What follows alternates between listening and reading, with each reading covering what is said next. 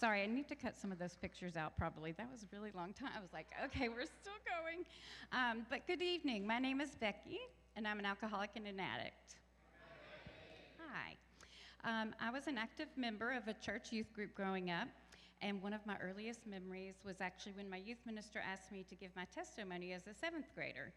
I felt like there was so little to say and asked to see a copy of my youth minister's testimony. He had such an amazing witness because he had used drugs and drank alcohol in high school and then found Jesus. And at the time I thought, wow, if only my testimony could be that interesting. Well, years later, I have a similar story, and I have to laugh at the innocence of that kid thinking that was a cool testimony. Anyone in the room that's been touched by addiction, either yourself or someone you love or a family member, is aware that it's a hard and painful road. And unfortunately, it was one that I had to learn the hard way. I have a lot of fond memories of growing up. I was the youngest of 3 girls, and we grew up in a small, idyllic town in Kentucky. My sisters enjoyed torturing me and made fun of me, but also made me feel fiercely protected. One day when I was 7 and enjoying a very normal day, I got off the school bus and noticed a strange car in our driveway. Not only that, but I went inside and my dad was there with a woman I did not know. He explained that she had driven him home. My father had poor eyesight. You may have seen he eventually went blind. He walked her outside and thinking that I wasn't watching, gave her a long kiss. Where am I? Oh. There were a couple problems with this. Number one, my dad was my hero. I just thought he was the greatest thing ever, and I was deeply disappointed. As a kid, what does a 7-year-old do with this information? I'd seen soap operas, so it's like, I guess I better keep that a secret. Secondly, my father was very much still married to my mother. And third, my dad was a minister. And even a 7-year-old knows that's not what a minister should do. So I held on to that secret until I was 14 years old, and my parents informed me they were getting a divorce. Those early years of my life that were full of secrets and big things my family never talked about fractured some parts of me that God is still rebuilding. We never talked in depth about that day until actually about 40 years later, but some giant wounds formed in my heart very early on. One was that the adults are not okay. I'm going to have to take care of myself. 2, even if things look okay, something could be going on underneath, and any second it's going to go bad. And 3, people cannot be trusted. They're not truthful, so keep your guard up. It would take years before I would recognize these lies and let God repair them. The good news is, in my childhood, I had a hunger for God, maybe because of that exact brokenness. I was baptized and confirmed when I was 8 years old, and I felt God's hand on me many times throughout the years. My hometown was near a place called Asbury Seminary, and in my teenage years, I was blessed with 2 Jesus-loving youth pastors who encouraged me and mentored me in my Christian walk. I went to college at the University of Kentucky and eventually met my husband, Wes. About a month into our marriage, a doctor saw my husband for a routine physical exam and discovered that he had a very serious heart problem and had a defective aortic valve. I was informed by a specialist at the age of 21 that I would probably be a very young widow, or at best would be married to a disabled person the rest of my life. Again, that rug got pulled out from under me. That fall, I began having anxiety and panic attacks. And in 1993, no one talked about mental health or anxiety and panic attacks. I actually suffered for months and really thought I was losing my mind. I believed that lie that I was crazy and that if anyone found out, they would never speak to me again. I saw my first counselor, Dr. Tony Headley, at Asbury Seminary, and he started to unpack some of what was going on. Apparently, the grand story of my amazing childhood and upbringing were starting to have some holes. That was kind of the story I held on to, as if I had grown up in a Disney movie. I think that was an easier way to think of life at the time, or it was all that I knew. So facing reality was really hard for me. Still is sometimes.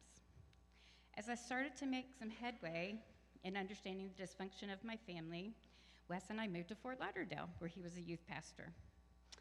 I was able to attend graduate school and got a degree in counseling. Now, most schools recommend that people in counseling begin seeing their own therapists so that they have dealt with all their own issues before they try to help others do so. And I did this, but I was still living under the own lie of my self-ability. I could make my story be really great, and it wasn't going to get me down. I had a lot of romantic notions about what had happened before, and really was probably not very transparent with the therapist. Once I graduated, we moved back to Kentucky, and we had our son Caleb, whom we adore. He was in all the pictures. At the age of 30, I remember thinking life really could not get much better. I was pregnant with our second child. We had a new church that we were excited about, and I was unaware that that rug was about to be pulled out again. While Wes was away, an armed man broke into our home and attempted to attack me. I was able to run away from him and the house with my 3-year-old in my arms to a neighbor who called the police. This man was later convicted of being a serial rapist, and I was glad to identify him and so grateful to have escaped that actual attack. Again, to cope with the shock of reality, I tried to just hold on to the positive that I was rescued. I was not willing to admit to myself or to others the wounds that this left on my heart. It reaffirmed that lie that even if things feel okay, I'm not safe. Unfortunately, things got worse. At my ultrasound for our son Daniel, the doctor suddenly appeared to tell me that a key bone in my son's skull was missing. And though we could see his heart beating, his body was inconsistent with life outside of the womb. Shock settled in when I gave birth to him at 6 a.m. one very sad November morning, and my heart shattered into 1,000 pieces. It was like a part of me had died. It felt like a part of me had died, but I was expected to go on and be alive. Nothing in life could have prepared me for that level of brokenness. I handled it with the only coping skills I had at the time, which was basically to pretend like it hadn't really happened, and everything was okay. I worked through a grief workbook, and I think I made it to lesson 3 out of 9 or something. I was like, well, that's not working, so let's move on. If anything, I started to feel worse. Parenting a complicated and sensitive child, my son Caleb, while also trying to participate in normal life, doing things like laundry and dishes, and trying to work felt monumental at the time. There came a time when I guess I took matters into my own hands with the healing stuff. I say that because there's a 20-year span of my life that can only be described as a slow fade. I use that because there's a song by Casting Crowns called Slow Fade. The chorus says, it's a slow fade when you give yourself away. It's a slow fade when black and white have turned to gray.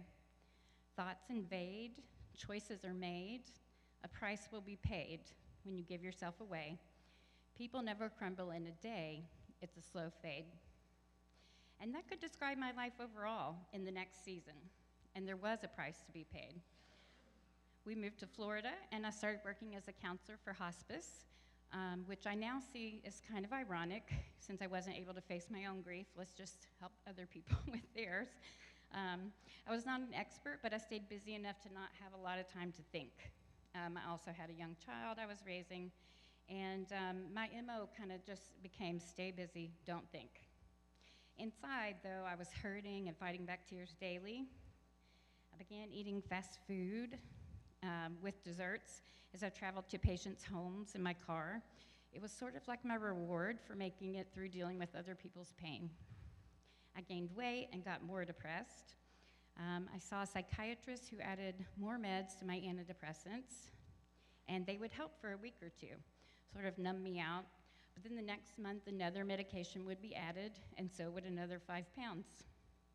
Additionally, I began to feel like a total failure at trying to parent my sensitive son, Caleb. I failed to recognize that I was over-medicated, and my insight became very limited. I'm going to just stop right there in my story to tell you that by the grace of God, I will celebrate 6 years sobriety in August. Yeah, thank you. So I have had time to grow and heal and attend countless AA meetings, listen for God's wisdom in Scripture, and make Jesus my best friend. And my biggest takeaway from counseling in that season is that God has an enemy who will work very hard to twist the truth and keep me from God. The following lies began to take root in my heart. You're a loser. You've made a huge mess of your life. You're huge. You're a total embarrassment to your son and husband. God might be real, but he must not care that much about helping you. You will never be enough. There's no one who cares about you. You're a burden to your family, and there is no hope. As these became my daily thoughts, I tried all my human ways to fix my life. I went on fad diets that used amphetamines. I tried several gym memberships only to feel like a failure when I didn't go. I read self-help books. I prayed, but felt that God had decided to leave me, which actually made me feel even sadder. My faith started to really lose ground. There were still some really good family highlights and good memories, but my will to live and keep trying was going away quickly. I was, in all reality, slowly dying. I began to numb myself with wine a few nights a week, and as it goes with alcohol, eventually that was not enough, and I added a little vodka to the mix. I decided to try that fad diet again with the amphetamines, but this time I loosely followed the doctor's orders. I thought I knew what I needed most. My relationships began to falter as I became more addicted. My husband and son thought I was unreliable at best and were just very confused about my behavior. Everything also began to make me so angry, and I suddenly had a lot of rage about very small things and no idea what to do with that. It just made me madder that I had it. In 2015, I went off the diet meds, but felt like I wasn't functioning well at work, so talked that psychiatrist into giving me some ADHD meds, and ended up doubling up on those, which also made me crazy. And then I was extra wound up, and I would take extra of my anti-anxiety pills. So all that to say, I was a very hot mess. I saw no other way to get by every day, and I'm thankful now that's not the way I see it. So unbeknownst to me, God was stepping in and coming for me in ways that I did not realize. And he was actually answering those prayers. In 2016, Wes and I went on a trip out with our church, actually, to Israel. Our son was able to come, and both of our mothers, and my sister and brother-in-law. And God spoke to me that very first morning on the Sea of Galilee. He showed me Peter, partially submerged in the water, and I heard him say, "You are Peter. You are drowning because you took your focus off of Jesus." Then a week later, I prayed at the western wall of the temple, and I gave it all back to God and surrendered all that I could to him. God said, "I will rebuild your life as you trust me." I had no idea what that would look like, but I had an assurance that I was in his hands, and that was the first time in a long time I'd felt that way. So it turns out that giving my life over to God and letting him rebuild at first looks a little bit like a demolition. You begin sifting through the rubble, and with my marriage, we had to start to say, okay, what are we doing here? Where are we going? I left my job after receiving a disciplinary write-up for not being productive and being argumentative. I was fired by that psychiatrist. He had been tagged by a pharmacy for over-medicating. All these actions caused the lies in my head to really take flight. I really might be the world's biggest loser. The shame was huge. Somehow I knew that God was doing something good, but I never imagined what it would involve. There was a lot of pain to work through, and those were not easy days. I got into therapy on a regular basis. I got a job that was less stressful, so that I didn't have that stress. I began to go off the extra psychiatric meds. Within a few months, I began to realize that I had been very over-medicated, and I was actually kind of in shock as the real me of coherent mind and body tried to wrap my head around all that had transpired. The process of going off those medications took 18 months, and by then I was aware what a mess I was. I gave up alcohol in July and attended my first AA meeting in August 2018. Immediately, God began to teach me through others every day. I began to realize my lack of humility and pray daily for God's healing and wisdom and humility. When I worked the steps with my sponsor, Alexis, it was a huge relief to realize that I had been a big part of the problem. You wouldn't think so, but it actually, anybody that's done that, it actually is like, oh, okay. Maybe I don't have to fight with everyone so much. I'm actually part of the problem. I realized that I could at least work on myself, and I knew that God would help me, and he quickly supplied a good measure of hope. Not only did he help me along the way, but he came near to me. Early on, I was panicking and trying to figure out how in the world I would get my life back on track, and God clearly gave me a verse that I had memorized as a child. It's Proverbs 3:5-6. It says, "Trust in the Lord your God and lean not on your own understanding. In all your ways submit to him, and he will make your paths straight." At the time, it felt especially clear that I had worked far too long with my own understanding. There was a pride in me that thought I knew best. I came to realize that I'd put up walls around my heart and had learned to let God penetrate those places. I began to submit my will and my life to God. Step 3 is something that I practice daily now. To me, it continues to be my biggest challenge. I frequently take back over every day and have to again say, oh, sorry, I did it again, God. I've become a lot more aware of my own stubbornness. My parents used to tell me that as a kid, and I used to laugh like, oh, everybody's kind of stubborn. But I am aware of that and keep trying to submit that to God for healing. Another realization is that I rarely know what's best for me. I thought I did, but have learned to recognize the silliness of my striving. That then helps me submit to God. There is a rugged self-determination that I think we all kind of learned in America, and sort of like a women's lib thing for me growing up in the 80s, and I'm learning to submit that over and over again. My most recent lesson that the Holy Spirit has taught me that is also a big part of recovery is about my need for others. There is a reason that the Recovery Center in Fort Myers is called YANA. Just in case you didn't know, that stands for You Are Not Alone. I can understand this because I tend to isolate and shrink away from social activities. I resist my sponsor's teaching that I should arrive 10 minutes early at a meeting and leave 10 minutes late. I make a lot of excuses, and I'm learning this is not what's good for me. And left to myself, I will always choose what is not necessarily good for me. I'm learning to lean into the uncomfortable a little at a time. And last, I'm rebuilding my trust with God. I read a meme recently that said, humility equals accepting reality. I'm learning to accept reality both for myself and for others. I've come to realize that God never actually left me, which had been my impression, particularly when my son had died. It's just that his voice was very quiet, and some of the lies were very loud.